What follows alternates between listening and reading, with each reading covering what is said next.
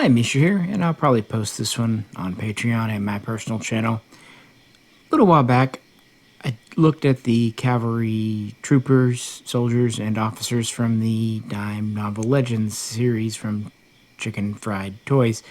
I find them quite interesting, and it's something that 5, 6-year-old me would have loved because I was interested in the Civil War at the time.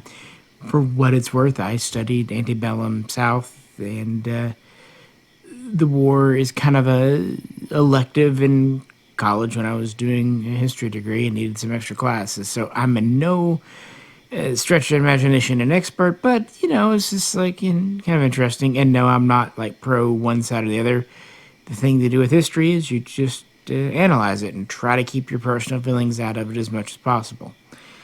Anyway, when I looked at those, didn't really talk much about the weapons, and they were kind of new and whatnot. I wanted to revisit them. I have a few different ones. These are kind of generic figures patterned after this or that. I thought we'd talk about the weapons they're carrying and examine some real world versions when possible. And to begin with, we have our basic trooper guy here with the very iconic Civil War era kind of cappy. And he's just got a belt. He's basically just your private.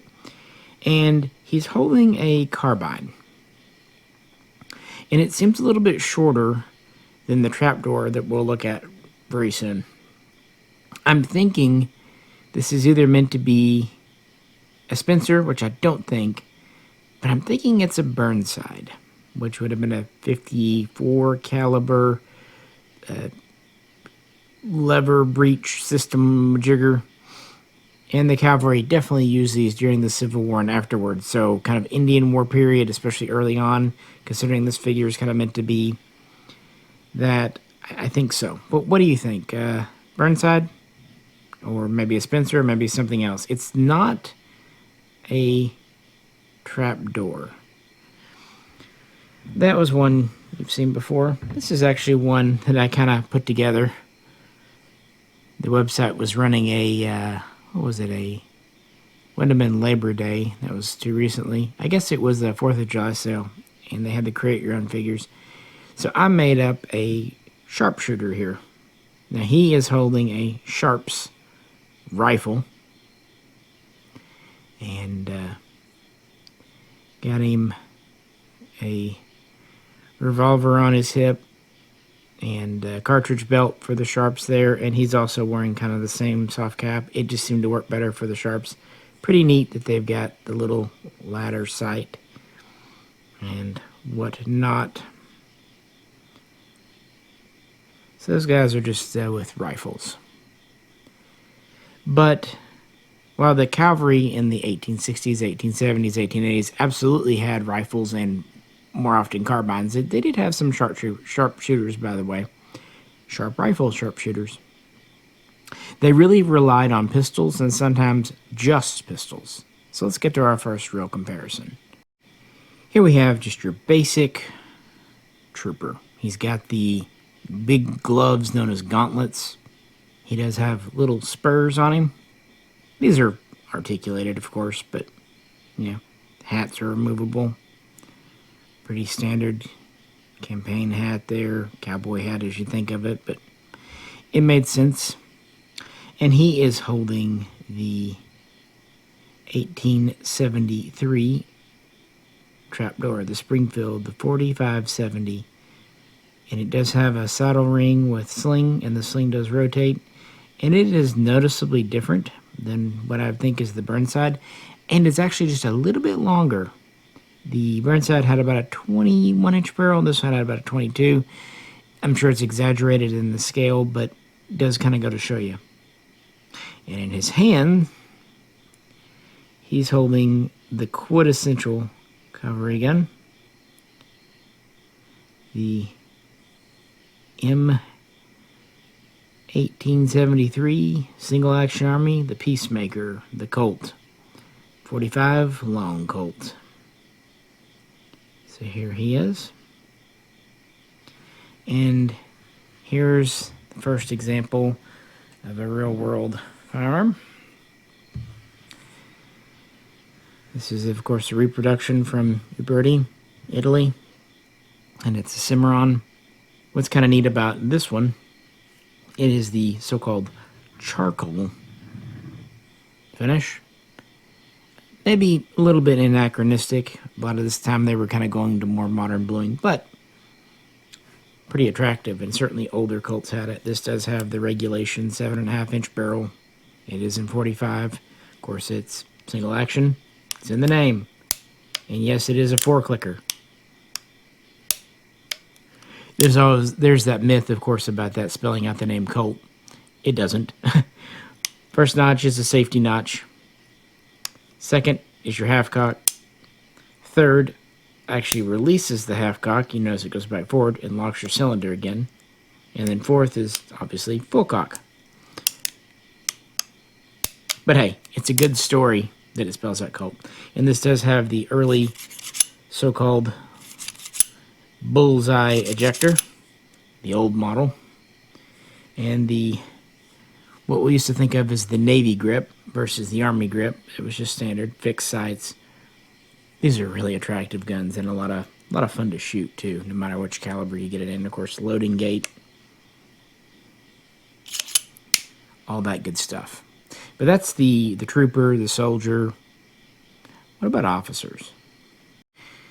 Here we have what they consider the junior officer, so probably a relatively young lieutenant. Maybe you could say a young captain. We could call him Benteen if you wanted. Now, these do actually come with stickers you can put on them to give them exact ranks. I'm not good at that, so I don't. And he is also holding a Peacemaker, regulation 7.5 inches. And he has the full flap holster, sometimes called the Slim Jim holster there.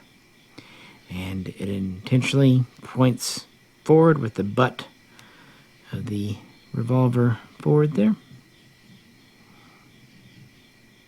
And we talked about the cavalry draw previous video, and he is holding a saber, probably a 1860 saber. Get it out here without too much trouble. Pretty neat that it comes out of the sheath, scabbard. And oftentimes, especially for officers, but even a lot of your enlisted, this is what they would carry. They would carry a sidearm and a saber. Especially if they were primarily horseback rather than like green types that would be on the ground. He has the larger cartridge on his back there. Does he have the smaller one?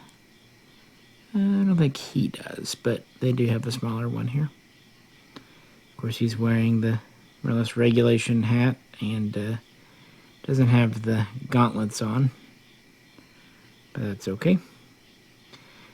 And so those were kind of the issue guns. But officers, especially higher ranking ones, were expected to purchase their own sidearms, and really they wanted to. And that actually opened things up for a little more diversity. Here we have what the company calls the Major General. I can't imagine who he is based on. No ideas at all.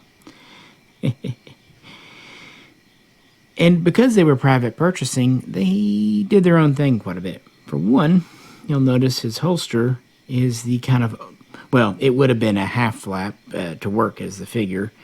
It's just doesn't have a flap at all. But either way,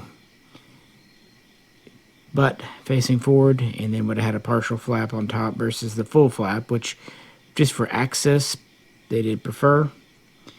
And then because they purchased their own, they were able to get some unique, customized single action armies.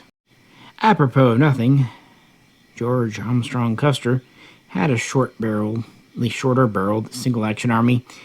A debate if it's a 5.5 inch or a 4 3/4. Colt and custom makers already by 1876 were doing them. The 5.5 inch artillery would not come around for a good while, but again, it makes sense why an officer would want a shorter one. Easier, faster to draw, and he comes with it. Kind of a neat little attention to detail. I don't know if this one has the ivory grips, but Custer's did. And of course, we can look at that here. Again, here's our full length. And here is my artillery model with a 5.5-inch barrel that we were just actually out shooting it earlier today. What a fantastic gun. This just feels right, and I have to give credit to Uberti Cimarron for at least this one build. It pretty much everything I'd hoped for. And so yeah, shorter barrel versions would be appropriate as private purchase by officers and the like. Which version do you like better? Long or short? And what do you like, Miss Peanut?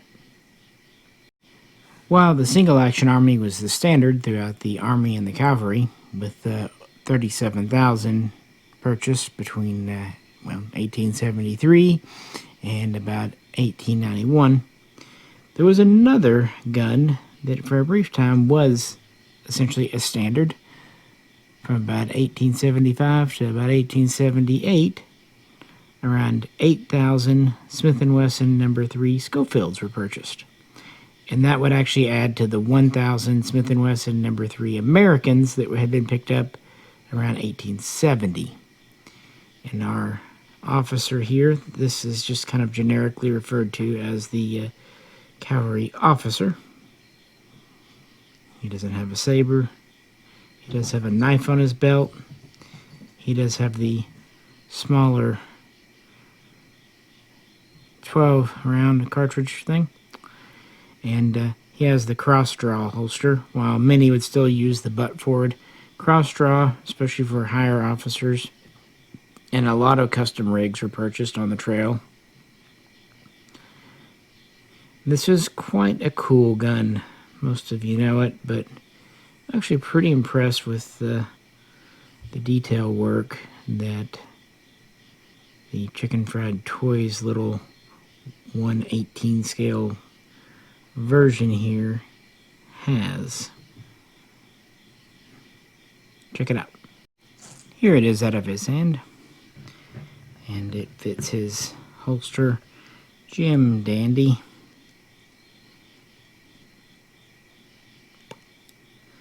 And he does have a knife right there. It comes out of its scabbard too. Knives weren't standard issue as such, but I mean, it's the frontier. People had knives, especially officers. And of course, here is the Schofield, as it was known. Did a whole video on it, talking about Major Schofield. He did not design the top break action. In fact, Smith & Wesson, as it were, did not design it. But they really turned it into an effective cavalry gun. 7-inch barrel, so slightly shorter than the Colt. And it was in .45 Schofield, which was very similar to .45 Colt, just a little bit shorter of a cartridge with a little bit wider of a rim. Still 6 shots, still single action only. And a very different shaped grip. I kind of go back and forth, and it's almost whichever day of the week you catch me on, which I like more. There's a certain cool factor to it, and while they only had 8,000 of these, they were very, very closely identified with the cavalry. I believe the 7th and the 10th and the 4th especially had them. But yeah, you can see as a horse pistol, single-handed use. And again, I'm pretty impressed. They even got the ridge on the top and the small barrel lug underneath there for this figure here. So I'm curious, which one do you prefer? The Cavalry Single Action Army or the Cavalry Schofield? Moving on, we have another figure here. This is considered the veteran trooper. Well-worn gear, but still very serviceable.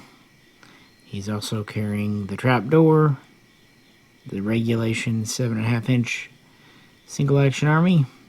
He's got a knife and a coat, bit of a battered hat, kind of a cool figure, but no new weapons here for us to talk about.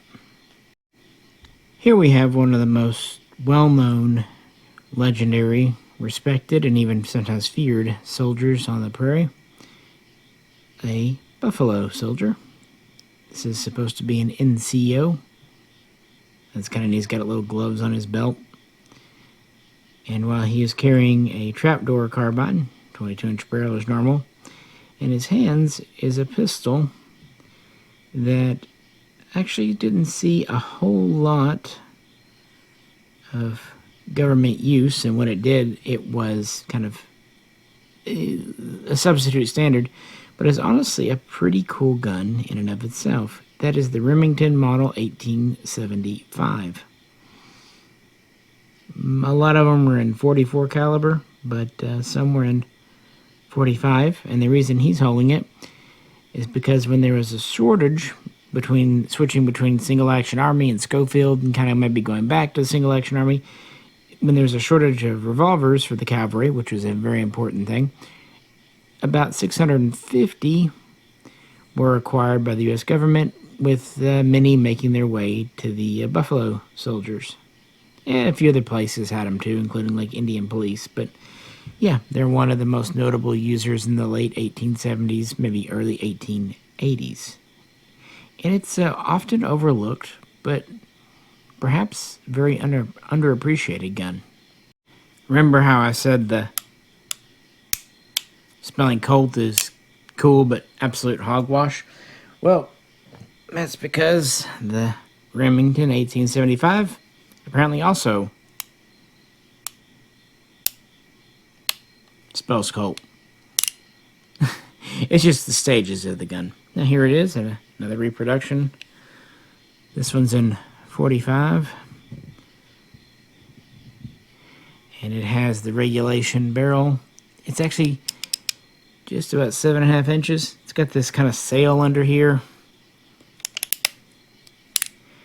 Very different style of ejector. Kind of pushes along the side here.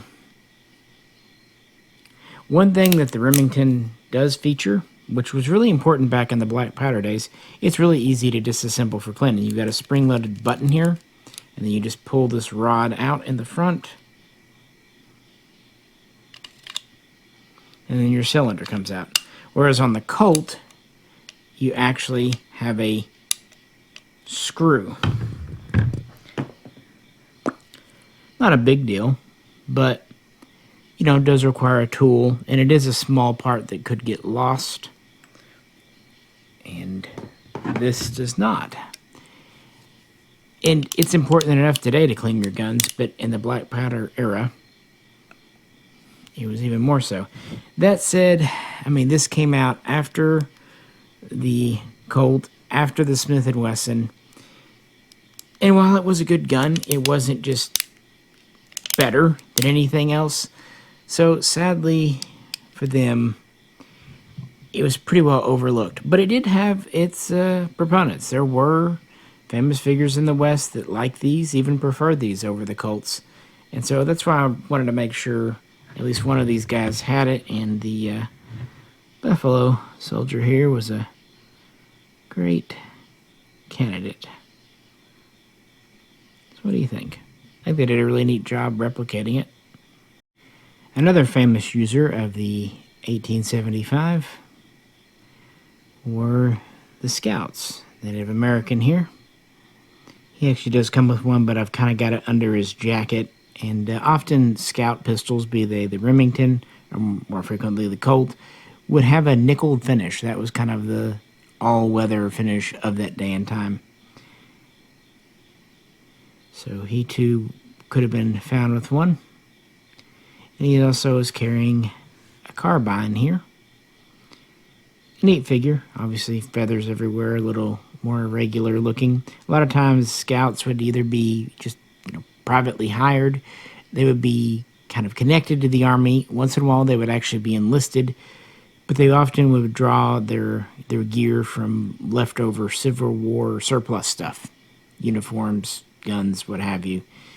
No comment on that, but they were often excellent trackers, excellent scouts, although the way they fought didn't always gel so well with a uniformed, unified military. They were more individualistic. No surprise there. But a neat figure in the time novel legends, for sure.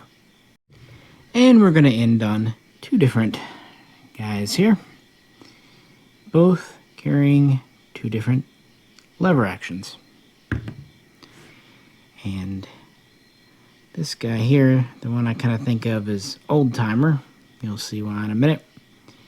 He is carrying the 1860 Henry. That's the famous one that could be loaded on Sunday and showed all week. But not all that many made it into actual military service, although private purchase is a thing. Guy over here is carrying the gun that won the West, the Winchester 1873 lever action, often in 4440 and all kinds of other fun cartridges. The Cavalry never officially used it, adopted it, but scouts and private purchase and sometimes individual units absolutely had these. It had its efficacy. The powers that be and the higher-ups really were in love with single shots. They were worried about the troopers wasting ammo. I'm glad that's changed, huh? So this was used informally, but was so common in the West, troopers would absolutely have it one way or the other. And Old Timer here, he would have had it maybe left over from the Civil War. And, well, each is kind of in the same family, and I don't have an example of either of these, but I do have the gun that goes right in between them.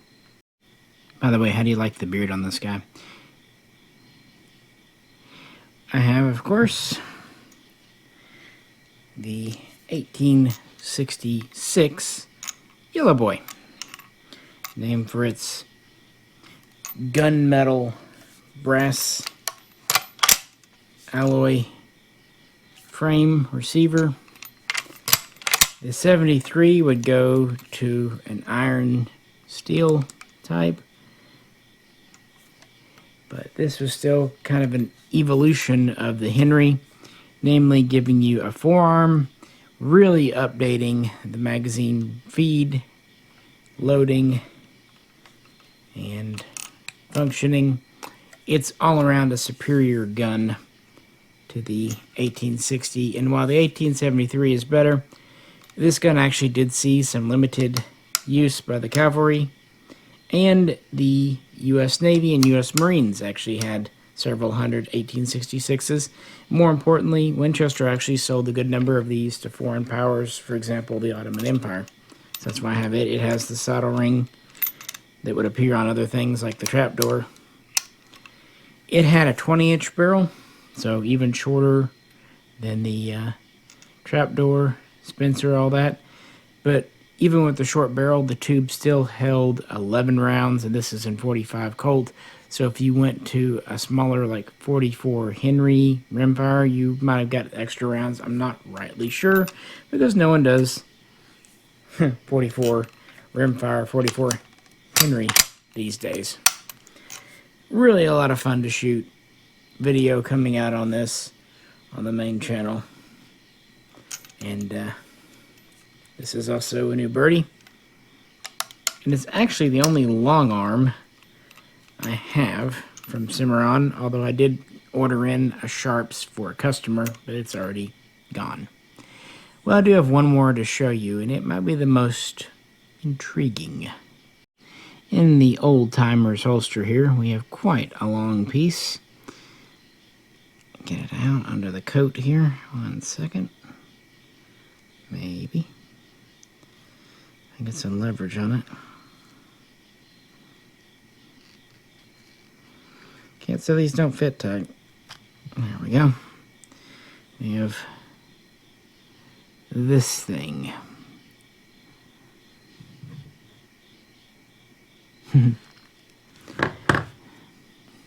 This is a Colt open top. Definitely predecessor technology to the single action army. And it does come with a few of these figures, although I've played a little bit of switch around. And the question is, which model is it? There is a model actually known as the Colt open top. Here it is. These are in 44 caliber, typically Henry. Later it could be 44 Colt. Has 7.5-inch barrel. Really neat gun. Really actually enjoy this one a lot. But it doesn't quite look right compared to what he's holding. And while the Cavalry maybe tried out a handful of these, it was actually adopted in small numbers by the U.S. Navy and Marines, not the Cavalry. So it's not really our best candidate. Next we have this model here, the Colt Model 1860. This was originally a 44 black powder cap and ball or conical bullet percussion gun. This is a Richards conversion.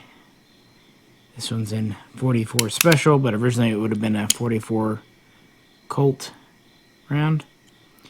It does have a longer barrel, 8 inches, and overall does look more like what he has. And it's probably the most logical choice. Colt converted 10,000 of these, and the U.S. Army did acquire a handful as kind of stopgap models until the single action army is ready.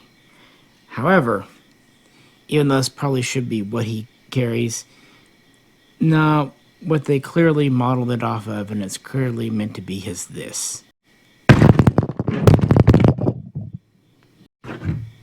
Was I hoping that would happen?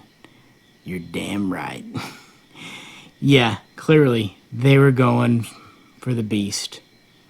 The Colt Walker Model 1847.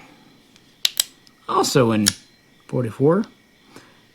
Absolutely cap and ball, percussion, black powder. Yeah, that's what they were shooting for here.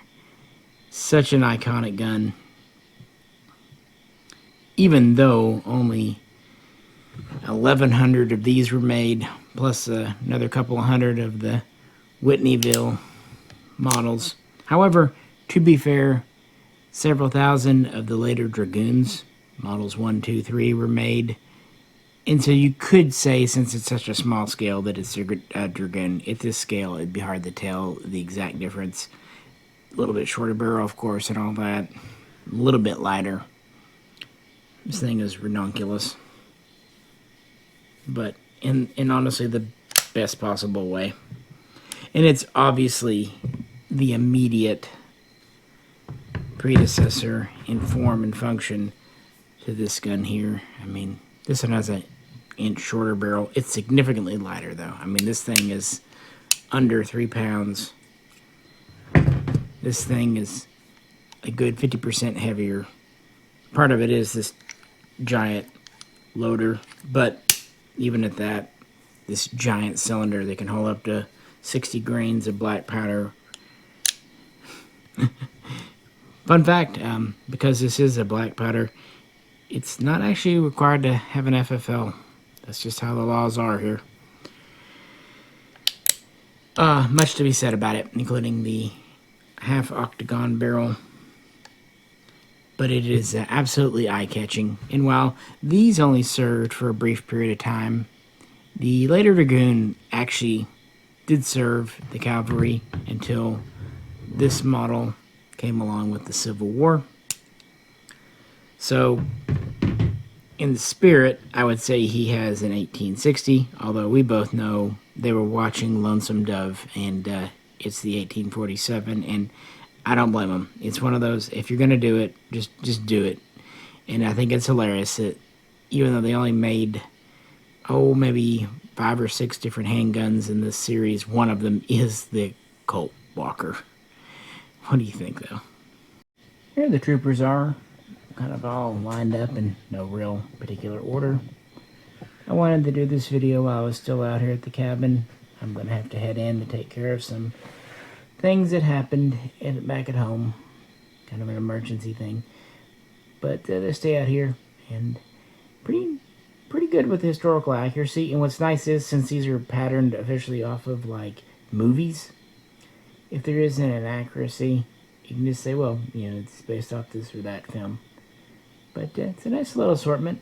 Pretty much gets all the cavalry, and you can always do custom figures like I did with my sharpshooter there. And I just thought it'd be fun, since I had the Cimarron, the Uberti replicas here, to compare them to the real world firearms they're purported to have in their holsters and hands. And here are the handguns laid out from the original Walker, which really started everything. Very important, if not a huge quantity, to the 1860 model, which in black powder form absolutely saw service, or I should say percussion form, and then continued on as a transition for a minute to the standard single action army, to the somewhat standard Schofield, to essentially private purchase and informal emergency guns like the Remington and the short barrels. And again, wasn't just the 5.5 inches. Some officers had as short as 4 3/4 back in the day. And these are all a lot of fun reproductions, and ones you can actually go out and shoot and enjoy. And paired here with our guys. I just thought this would be a fun video to do for you guys, and also I've seen some of the videos on the Dime Novel Legends from other people that are kind of asking what guns they have, and while I don't know all of them for sure, I think I've at least got the basics down pretty good. But as always, feel free to make any corrections. Let me know. And appreciate everyone. Patreon and on the Mishaco and Misha channels both. It's a nice night out. Kind of hate to have to leave out here, but, well, like I said, I'm needed in town, but I'll be back before you know it. With that, this is Misha. On behalf of Peanut, we'll both catch you very soon.